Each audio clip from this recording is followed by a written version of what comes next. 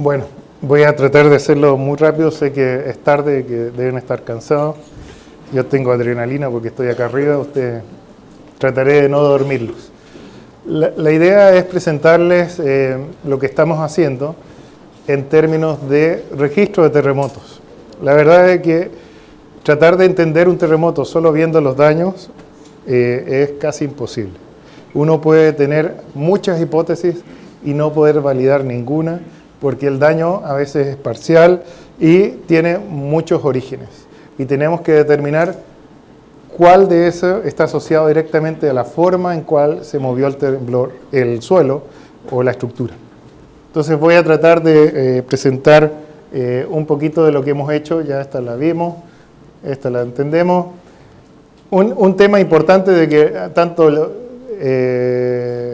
Chile como Perú, digamos, tenemos la misma situación y tenemos sismos muy similares, ¿ya? Larga duración, alta frecuencia.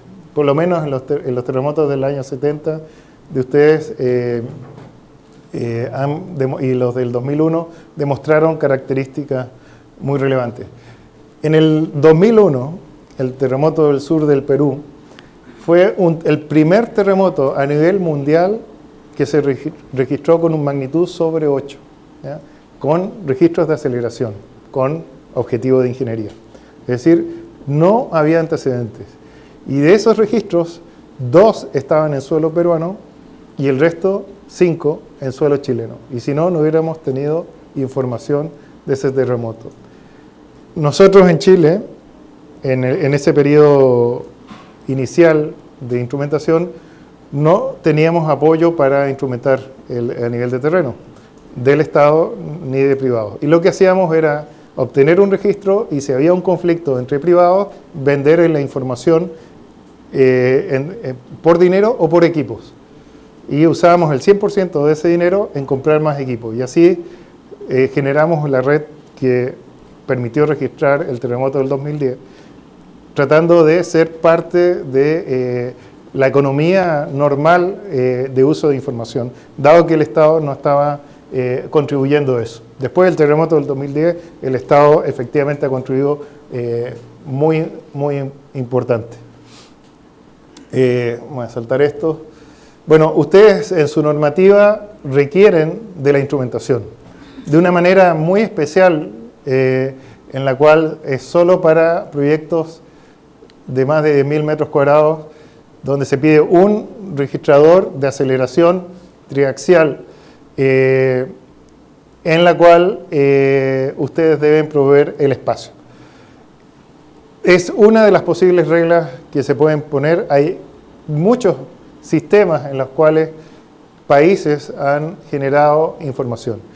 En Chile, como les digo, a través de una venta de registros se genera información que luego se hace pública cuando ya no es de interés comercial. En otros países es obligatorio, por ejemplo en Los Ángeles y algunos edificios altos en Estados Unidos requieren al menos de 3 instrumentos. Hay otras zonas de Estados Unidos en el cual la autorización municipal exige un impuesto sobre cada plano que va a un fondo común que solo se puede utilizar en instrumentación a nivel de terreno y de estructura, de tal manera que todos aquellos que construyan edificios de cierto tamaño tienen que entregar los impuestos, que son pequeños, a una institución que compra, instala y mantiene esos registros. Las estrategias son diversas, ustedes como país deben decidir la propia.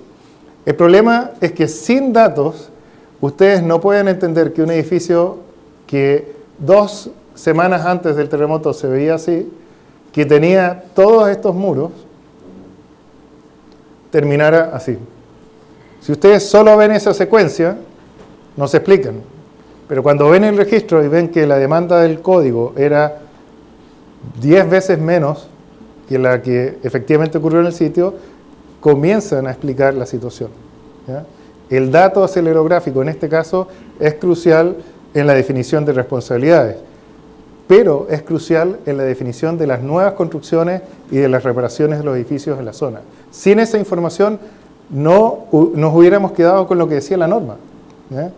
Y ningún conocimiento de lo que realmente ocurría en una ciudad de 1,5 millones de habitantes, que es donde se obtuvo ese único dato acelerográfico.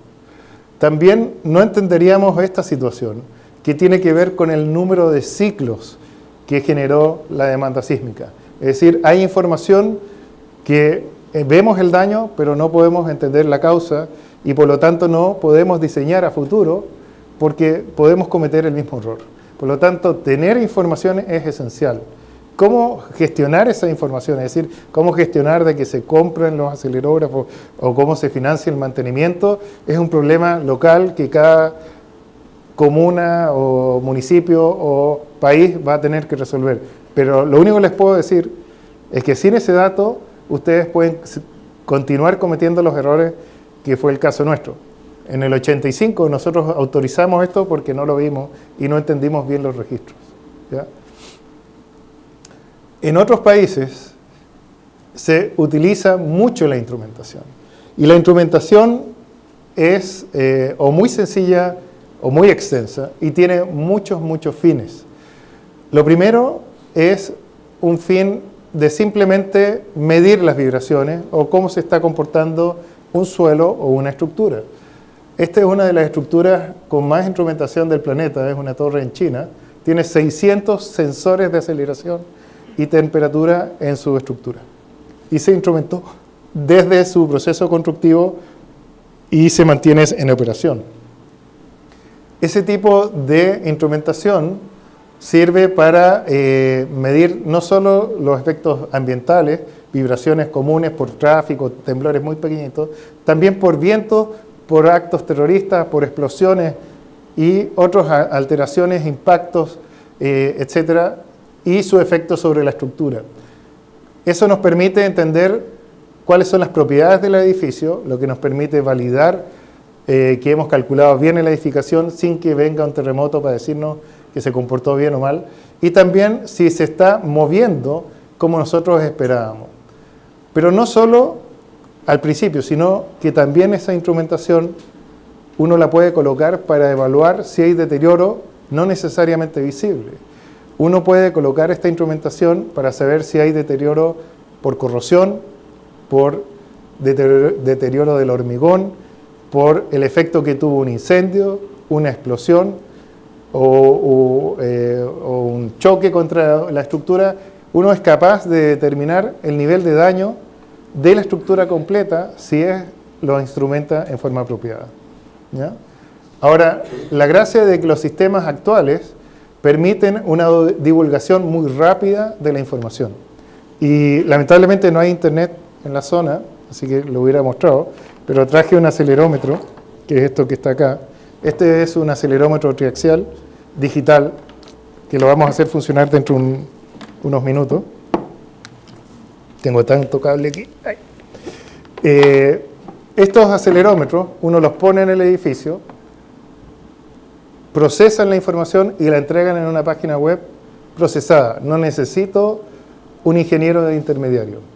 Los datos que genera a través de un sistema experto puede ser la demanda sísmica, la deformación del piso, el cortante basal, el desplazamiento total, el nivel de cambio que tuvo una estructura durante un terremoto. Y voy a mostrarles ejemplos, porque hemos puesto esto hace muchos años ya, en muchos edificios y tengo ejemplos para mostrarles. Y esa información, todo esto lo traía para mostrarlo, pero lamentablemente no hay internet. Si hay internet, procesa la información. Por ejemplo, hoy en la mañana con el profesor Aguilar estábamos en el hotel, hicimos un ejemplo de temblor, se demoró 2 minutos en mandar el registro en forma automática, lo toma, lo envía, lo procesa, lo integra, saca el espectro de respuesta, genera un reporte y genera un correo electrónico en el cual viene el sismo, la intensidad, las aceleraciones, los desplazamientos, las velocidades y al teléfono, si tiene un teléfono con mensaje de texto, le llega la intensidad y la aceleración. 2 minutos y medio fue lo que dio el profesor Aguilar, puede atestiguarlo, hoy en la mañana. Lamentablemente aquí no lo puedo hacer, pero lo puedo hacer cuando quieran, si hay internet lo puedo hacer. Entonces, y no sin intervención de personas. Es decir, podemos procesar en una forma muy, muy rápida toda la respuesta de una estructura. Y esa respuesta, y voy a hacer el caso si es que, de alertas y alarmas, es decir, el sistema no solo me va a dar información, sino que además, si yo le defino parámetros de límites razonables o límites extremos, el sistema puede alertarme. Esto no es una alerta de que viene un terremoto, no. Es una alerta de lo que ya pasó y que puedo estadísticamente evaluar, ¿ya? Y les voy a mostrar unos ejemplos dentro de poco. Hace muchos años atrás, ese proceso era horroroso. Usábamos registradores en base a película. Tomar un registro sísmico implicaba ir a terreno, retirar la película, ampliarla 4 veces y poner a un personaje a punto por punto digitalizar el registro, ¿ya? Se demoraba 1 o 2 meses. Ese soy yo en el año 85. ¿Ya? Tenía pelo. Después de que terminé ese registro, me quedé sin pelo, digamos, porque era imposible tener un sistema de información cómodo, ¿ya? Nos demorábamos meses en entregarle al público lo que querían al día siguiente del terremoto. Hoy, 10 minutos. Eso es lo que nos ocurrió en el 2010. 10 minutos. ¿Ya? Entonces, pasamos de esta situación, que para mí fue mi inicio, imagínense que aquí era mi super Apple procesando eso. Lo increíble es que uno tenía que apretar el botón para que se guardara el dato en el computador. Y ahora estamos en otro extremo. Este es un proyecto que tenemos en Venezuela de instrumentar un edificio, la Corporación Andina de Fomento, ¿ya? La CAF, el banco, en el cual se ponen acá 36 acelerómetros, una estación meteorológica en pozo, midiendo hasta el nivel de roca, todo eso comunicado por internet, y somos capaces de detectar desde la vibración por tráfico, ¿ya? Tráfico vehicular, deterioro por simplemente ambiente, corrosión, como les dije, o otros similares, o qué pasó en cada temblor, y inmediatamente alertar a los usuarios de que el edificio está sano o no está sano, inmediatamente. Y eso nos lo han pedido en Chile, por ejemplo, en edificios altos tenemos 2 casos, no se los puedo mostrar, no tengo internet, pero en el cual un edificio es de 200 metros de altura, 54 pisos, el otro es de 70 metros, 70 pisos, y que van a tener en este momento un sistema en el cual, ese sí se los voy a mostrar ahora, les dice de que ocurrió el temblor si hay un deterioro en el sistema. E inmediatamente, es decir, le da una confianza al usuario. Si requiere evacuar, por supuesto tiene derecho a evacuar cuando quiere. Lo que pasa es de que además puede tener información dura de que el estado real. Ahora, esto se está usando mucho en puentes, porque los puentes, al igual los hospitales y otros centros que son distribuidos y tienen un propietario, cuando ocurre un terremoto, tienen que ir a evaluar, por ejemplo, todos los puentes a ver qué condición ocurrió en cada puente. Con un sistema de alerta e información, esa alerta va a generar un dato de que si hay cambio brutal o no brutal, o leve o moderado en la estructura, y priorizar la inspección. No la va a eliminar nunca, por ahora no, ¿ya? Pero sí podemos priorizar el uso de recursos escasos cuando tenemos que revisar 200 hospitales o edificios hospitalarios, ¿no? O no sé cuántos puentes. Entonces nos permite organizar la respuesta en forma racional. ¿Cómo se define un sistema de monitoreo? Y esto es importante porque, por ejemplo, en California, para edificios sobre 15 pisos es obligatorio tener 3 sensores triaxiales en la altura. La parte alta, la media y la baja. Mínimo. En Los Ángeles se requiere mucho más. ¿Ya? En el condado de Los Ángeles se exige mucho más, pagado por el dueño y mantenido por el dueño, de uso público, por ley. ¿Ya? ¿Cómo se hace esto? Primero, lo que hay que definir es por el mandante o por la comunidad que obliga o pide o quiere tener un sistema, qué es lo que quiere medir. ¿Ya?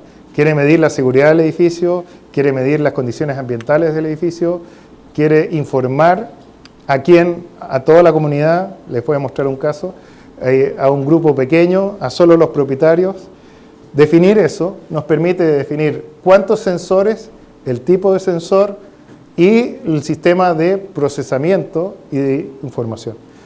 El sistema de procesamiento es clave porque es muy poco el número de profesionales que toma un acelerograma y lo lee e interpreta parámetros físicos y ingenieriles. Somos muy pocos, la verdad.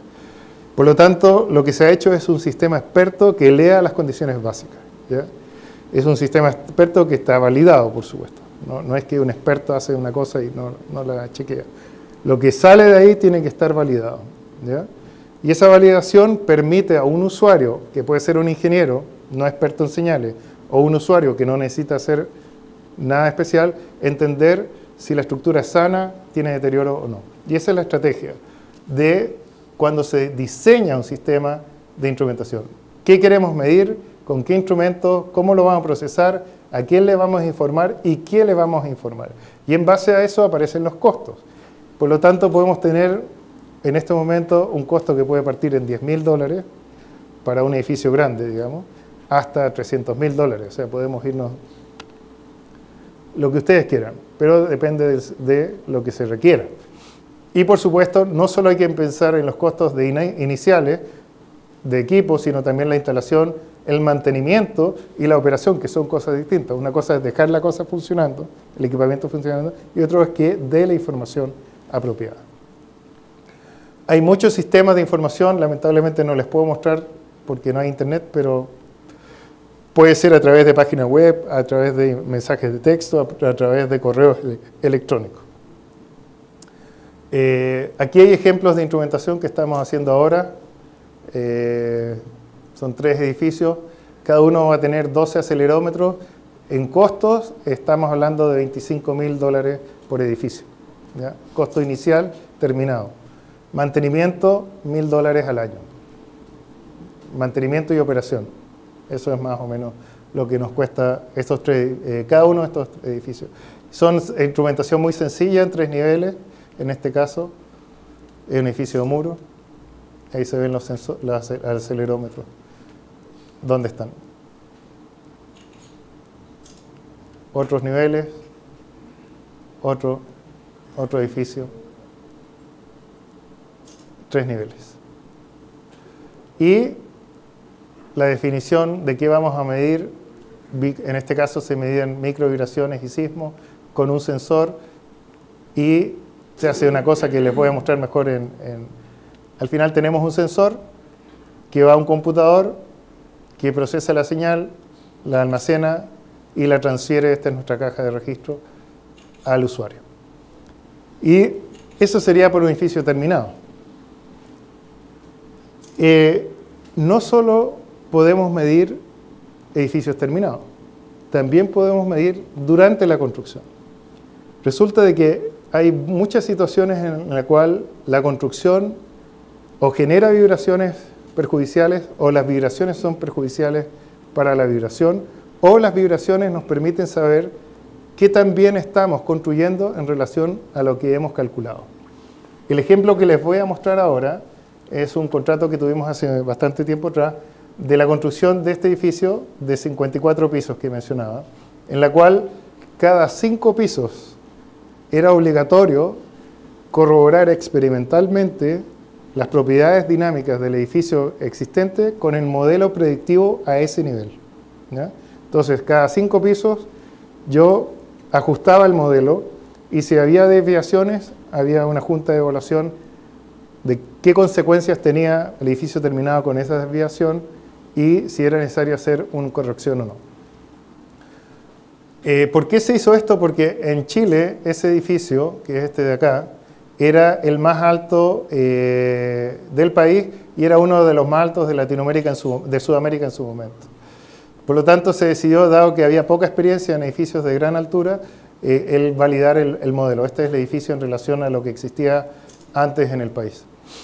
Entonces, ¿qué es lo que hicimos? Este edificio terminado es tratar a nuestro paciente estructural a través de evaluación de vibraciones y de inspecciones, de tratar de predecir cuál es la salud de este paciente, ¿ya? Este es el edificio en proceso constructivo, tiene 196 metros de alto, 55 pisos, 7 subterráneos y 126.000 metros cuadrados. Es un edificio con núcleo de hormigón y planta libre con columnas muy masivas que se ven ahí. Una de las gracias de este edificio es que estaba todo controlado en proceso constructivo.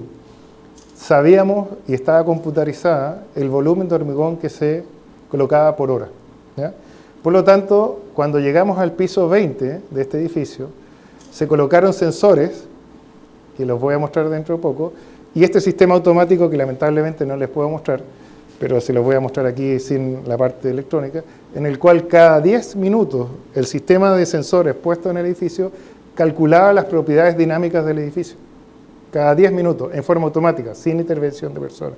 Y las comparaba con el modelo numérico del edificio en ese estado, con ese volumen de hormigón que nosotros teníamos como antecedente. Esa es la fase constructiva del edificio. Se moraba 8 días por piso en hacer la construcción, 55 pisos. Ustedes pueden calcular que nos demoramos casi 2 años en hacer este trabajo. Nosotros estamos sobre la parte de la medición. Ese es el edificio, muros, planta libre. Y nosotros pusimos, aquí ven la fundación, aquí ven las personas. Estas son las vigas de fundación para que vean los tamaños del sistema. Y aquí pusimos los sensores en el piso 20. Cada 10 minutos nos daban los parámetros del sistema. Antes del piso 20 teníamos que ir nosotros midiendo paso a paso hasta que nos cansamos. Estas son las etapas que voy a mostrarles más adelante. Y esto es mes y día de monitoreo contra propiedades modales cada 10 minutos, pero hay miles de puntos ahí. Entonces, en la medida que crecía el edificio, el primer periodo se alargaba o se bajaba la frecuencia, aquí está en frecuencia, y aparecían formas modales, es decir, teníamos un montón de parámetros para chequear la estructura sin intervención humana. Los sensores reportaban la información. Esto lo hicimos por casi 2 años. Y estos son los chequeos que vamos a ver. Y aquí está en rojo el modelo de elemento finito. En azul la predicción experimental sin intervención de la persona. ¿Ya? Primer modo. Segundo modo, había problemas. Se discutían. Se proyectaban las propiedades del edificio terminado basadas en las propiedades que tenía en el momento. Se veía si las condiciones eran todavía racionales o no racionales, se modificaban o no se modificaban. Pero en el proceso constructivo se estaba midiendo cada 10 minutos. Obviamente ninguna persona puede hacer eso, era el sistema automático. Teníamos la suerte de estar en Chile, o la mala suerte puede ser en algunos casos, y por ejemplo tenemos muchos temblores alrededor de la capital Santiago.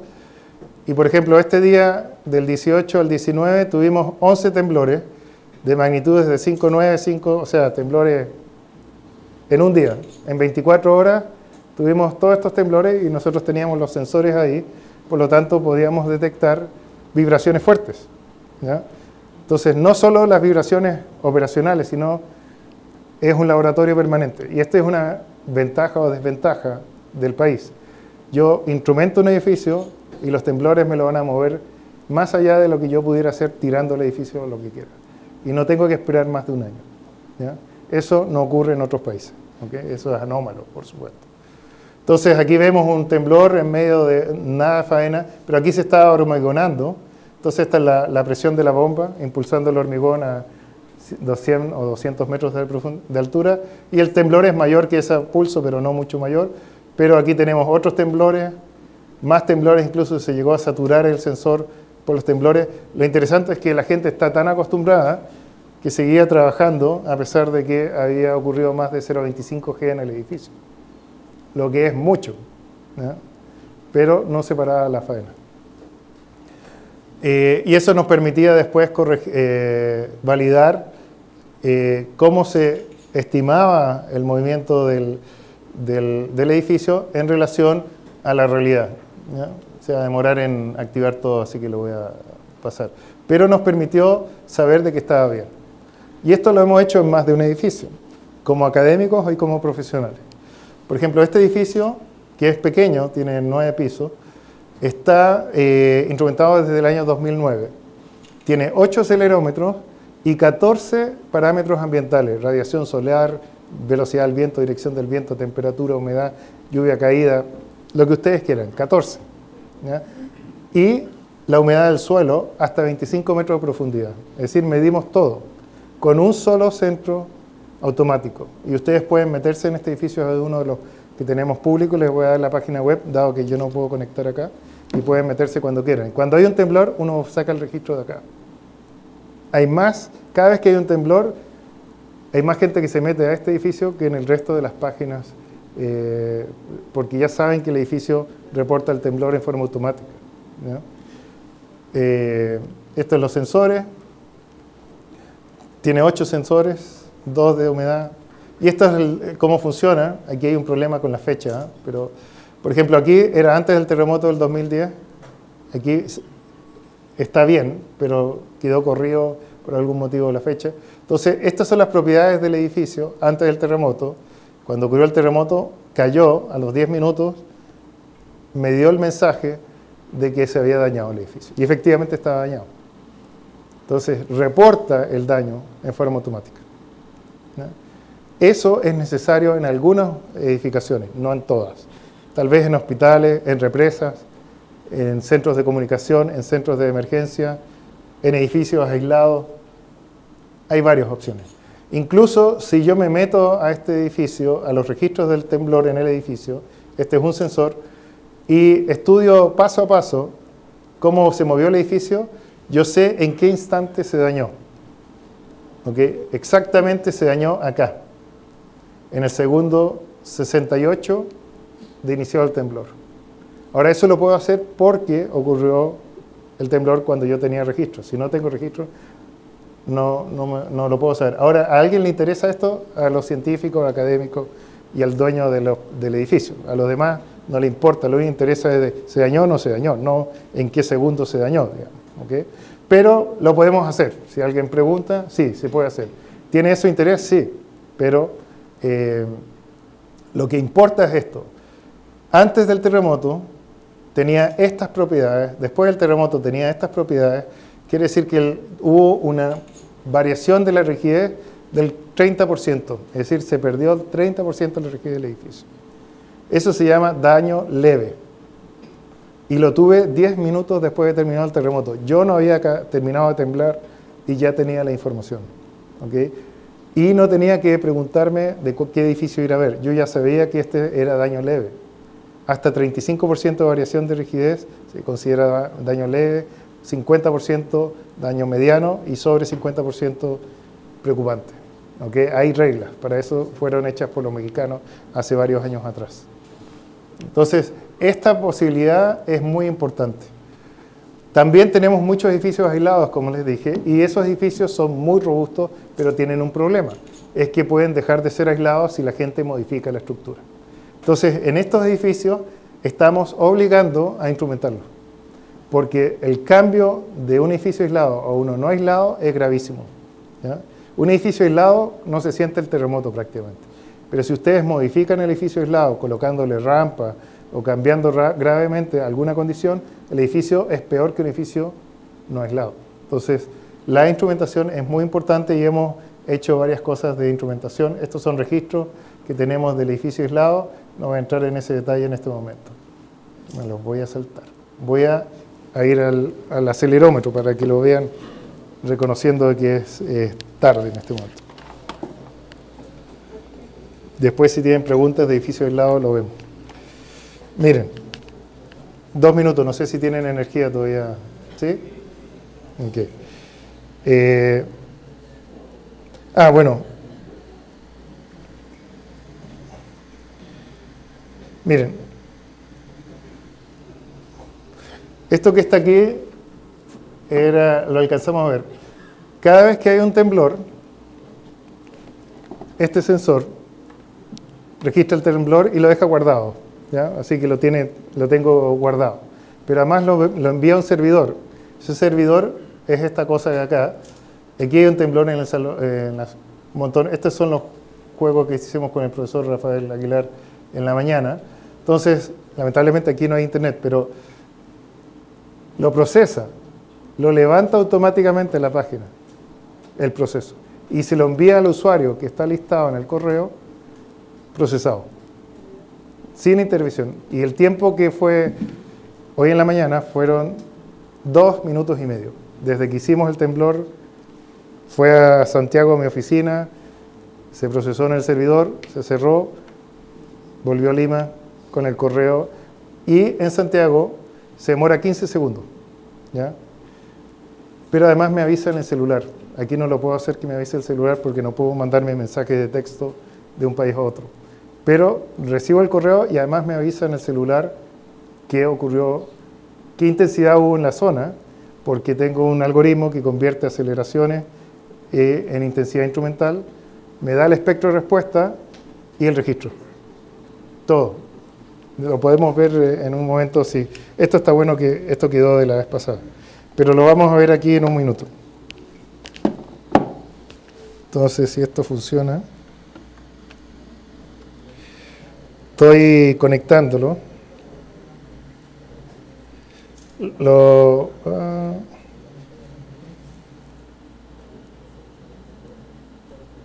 Un segundo. Ok. Está acá conectado en el puerto USB porque este es un acelerómetro digital. ¿Okay? Lo voy a poner aquí para que lo vean. Entonces, hay dos opciones que pueden tener aquí. Por ejemplo, este tema de las alertas que les decía. Voy a poner un password nomás para entrar. Ok. Hay muchas maneras de usar los acelerómetros. Lo que van a ver aquí es un sistema de alerta alarma. Yo defino con este acelerómetro varios cuando quiero que me dé un aviso, un semáforo de que todo está bien, verde, que la cosa está más o menos, se va a poner amarillo, o que definitivamente está mal, rojo. Y defino eso con unas bandas acá, que yo las puedo poner con un código acá. Yo cambio la escala de mi límite amarillo y el límite rojo. Lo he hecho correr. Lamentablemente por resolución no aparece ahí, pero esa línea negra que está ahí es este acelerómetro. Ahí se puso en rojo porque lo moví, pero voy a borrarlo aquí un segundo. Entonces, ¿qué es lo que hace este programita y este acelerómetro? Yo estoy midiendo y si todo anda bien va a estar en el límite amarillo, verde acá. Si me paso la línea verde, voy a pasar ahora, ahí, me avisa. Y si la cosa está muy seria, se genera una alarma y avisa a un centro. Voy a detener esto. Y esto está conectado a internet, se manda a un servidor. Tengo muchísimos de estos sensores tirados en varios lugares. Si se meten a YouTube, hay un video en el cual está esto y se ven muchas torres. Entonces uno tiene un mapa y tiene todos los puentes que está monitoreando. Están todos los puentes en verde, y cuando algo pasa con algún algoritmo de verde a amarillo, de amarillo a rojo, priorizo mi respuesta, ¿ya? Y eso lo hago con esta cosa acá. Lo voy a echar a correr de vuelta. Entonces yo lo muevo aquí. Es esto, no estoy mintiendo aquí. Lo estoy moviendo acá, ¿ya? Y no le pasa nada si lo golpeo o qué sé yo. Esos son los sistemas de alerta, pero para los ingenieros nos gusta a veces medir el terremoto, así que tengo otro sistemita aquí. Todo esto es software, ¿eh? La gracia está en un acelerómetro barato que me permite registrar. Este registra temblores con este software ahora. Este es un acelerómetro que tiene un chip de aceleración, un digitalizador y un chip de memoria acá adentro, todo acá en este triangulito, ¿ya? Cuadradito, perdón. Y tiene la gracia de que puedo registrar temblores, tanta memoria como tenga en el computador, ¿ya? Requiere un temblor. Entonces, lo mismo que estábamos haciendo antes. Ahí tengo mi temblor hecho en casa y cuando lo detenga, la verdad es que el software lo que hace es mandar el registro a esta página web y mandárselo a ustedes como correo, todo procesado en parámetros de diseño normativo. O sea, no pasa, no tienen que leerse el registro, tienen que usar las mismas reglas que usan normalmente. Y esa es la gracia de usar software con chips digitales. Lamentablemente no se los puedo mostrar porque no hay internet. Aquí me dice que registré un evento, sí lo puedo detener y lo puedo ver. Aquí tenemos todo este juguete que hemos estado haciendo. El registro que acabo de hacer. Y quedó almacenado y es leíble en Excel y si alguien quiere hacer otras cosas bien, pero la gracia es de que en Internet se puede ver el espectro lineal, no lineal, la duración, la intensidad. Aquí está a dónde se mandó Alejandro Muñoz, un teléfono celular donde le envían los correos, los antecedentes del registro. Es decir, en este momento, con la tecnología actual, es posible tener información no en tiempo real, y además es inútil porque uno todavía está asustado con el temblor, pero minutos después de un evento extremo, siempre y cuando tenga comunicación robusta. Si no tengo comunicación robusta, no funciona. ¿Ok? Entonces, ¿qué es comunicación robusta? En Chile, en el terremoto del 2010, lo primero que murió fueron los celulares. No por saturación de líneas, sino porque se cayeron antenas y se cayeron las baterías de respaldo del sistema de comunicación de celular. No tenían ninguna protección. Y no se recuperaron sino hasta 1 o 2 semanas después. ¿Okay? La internet fuera del país se cayó, pero la internet local funcionó. Y el único que no se cayó fue la telefonía fija. Ese siguió funcionando. ¿Por qué? Porque ya nadie estaba usando teléfono fijo, entonces ni siquiera se saturaban las líneas. ¿Ya? Pero fue el único que fue robusto. Entonces, ¿qué es comunicación robusta? Cuando realmente uno quiere, es satelital. Después de eso, redundancia y muchas opciones. Pero si una vez que tenemos comunicación robusta, podemos tener muchos datos. Entonces, instrumentar un país, instrumentar una ciudad o un edificio, es barato solo si hay comunicación. Si no hay comunicación y una persona tiene que poner los equipos, irlos a ver mes a mes, sacar los datos, ver si está bueno o malo, es carísimo. ¿Ya? Lo que debe instrumentarse todo aquello que es necesario y si uno quiere bajar costos, genere comunicación. ¿Por qué? Porque estos sistemas avisan si se están deteriorando o dejaron de funcionar. Por lo tanto, uno va solo cuando es necesario. No tiene que ir a retirar el dato porque se lo envía. ¿Ya? Por lo tanto, disminuye los costos de personas, porque el equipo en sí puede costar $3.000, $7.000, $9.000, $15.000. Hay de todos los precios de lo que quieran. ¿Ya? Pero una vez que tiene esa inversión, el costo humano se disminuye mucho si es que tenemos comunicación. Si no hay comunicación, sigue siendo carísimo. A nosotros, el registrar el terremoto del 2010 costó en costo directo $3 millones entre el 85 y el 2010. Es decir, gastamos $3 millones en sueldos, gasolina, vehículos, viáticos, papel fotográfico, lamentablemente, porque eran registradores de papel fotográfico en ese periodo. O sea, es carísimo. Con estos sistemas ya los costos van a bajar mucho. Ahora, los sistemas baratos no son sistemas sismológicos y necesitamos una red sismológica complementaria. Una red de ingeniería no es una red de sismología. Una red de ingeniería generalmente no permite identificar dónde están ocurriendo los sismos, ni detectar sismos pequeños. Y sin esa información estamos bastante ciegos. No sabemos dónde están las fuentes sismogénicas y no sabemos si hay algo normal o anormal ocurriendo. Son redes complementarias. Las redes de sismología con aceleración nos ayudan mucho, pero están ubicadas en zonas que no son de ciudad. Y nosotros como ingenieros necesitamos diseñar infraestructura.